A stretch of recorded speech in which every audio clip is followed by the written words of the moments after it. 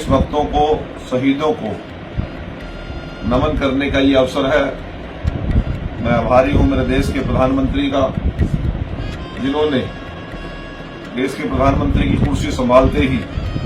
उन शहीदों को याद करने के लिए, उनको नमन करने के लिए पूरे देश भर में तिरंगा यात्रा की शुरुआत की। क्योंकि सबसे बड़े संघर्ष और कुर्बानी का प्रतीक मेरे देश का तिरंगा है। उसका स्वाभिमान और गौरव और लोगों के दिलों में देशभक्ति की भावना जगे। लोग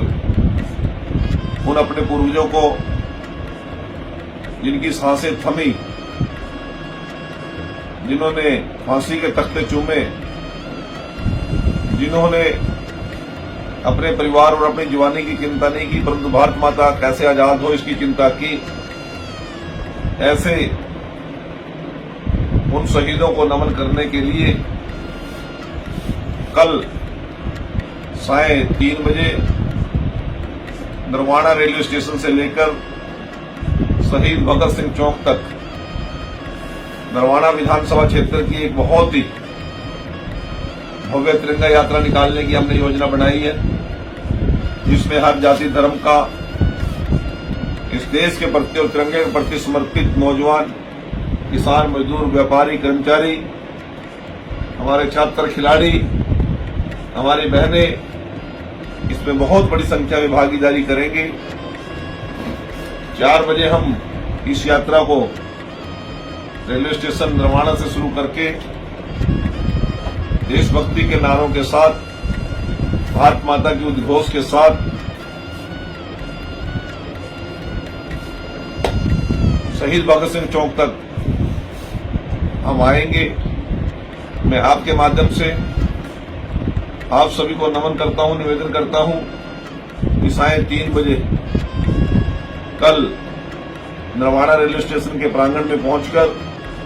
इस यात्रा को भव्य से भव्यतम रूप देने का प्रयास करेंगे हम। उसमें आपके सहयोग की अति आवश्यकता है। जितने भी सामाजिक और धार्मिक संस्थाएं हैं उन सभी से मैं निवेदन करता हूं, नरवाना में जो मंडी एसोसिएशन है, करियाना एसोसिएशन है, केमिस्ट एसोसिएशन है, हमारे जितने भी साथी हैं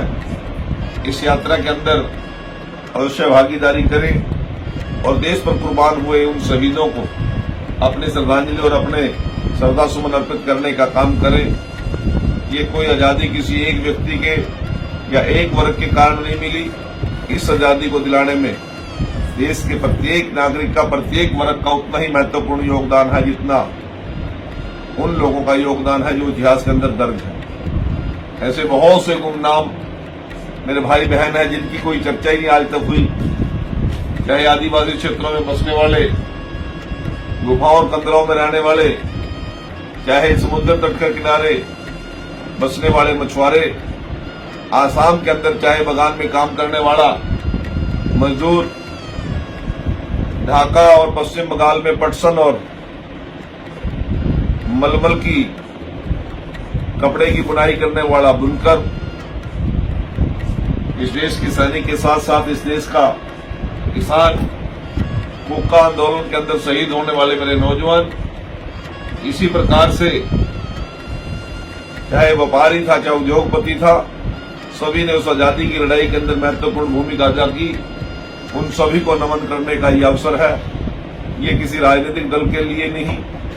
ये सभी सामाजिक और धार्मिक संस्थाओं के योगदान से होने वाली तिरंगा यात्राएं 10 तारीख से शुरू होकर 15 अगस्त तक लगातार चलने वाली है। मैं सभी से निवेदन करता हूं कि इस यात्रा को भव्य से भव्यतम बनाने में सहयोग करें।